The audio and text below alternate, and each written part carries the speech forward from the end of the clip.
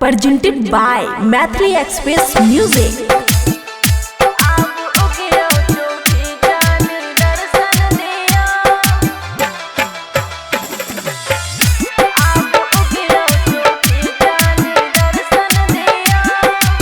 खुशी recording studio बलुआहा।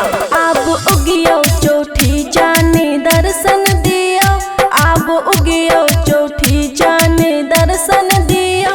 सजल मारर के भोलेनाथ देखियो लियो, अब उगियो चौठी जाने दर्शन दियो, अब उगियो चौठी जाने दर्शन दियो। अब उगियो चौठी जाने दर्शन दियो,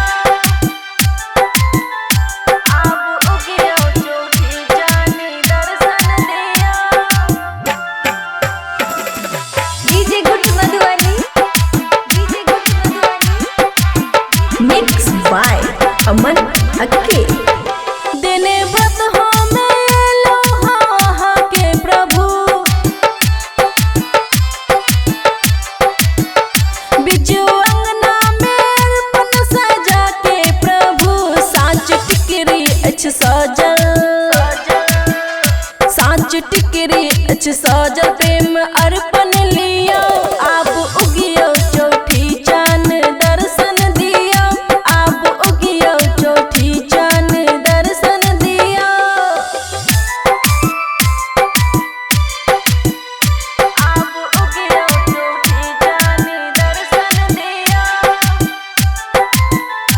अब उगियो चौठी चान दर्शन दियो। डीजे गुट मधुबनी, खुशी रिकॉर्डिंग स्टूडियो बलुआहा। पाँच रंगत छै फल भेंट फूल भरल डाल, पंच अमृत ताहे संग पोषक है माल। थार नैवेद्य सुधाकर, थार नैवेद्य सुधाकर चैख लियो। अब उगियो चौठी जाने दर्शन दियो, अब उगियो चौठी जाने दर्शन दियो। खुशी रिकॉर्डिंग स्टूडियो बलुआहा।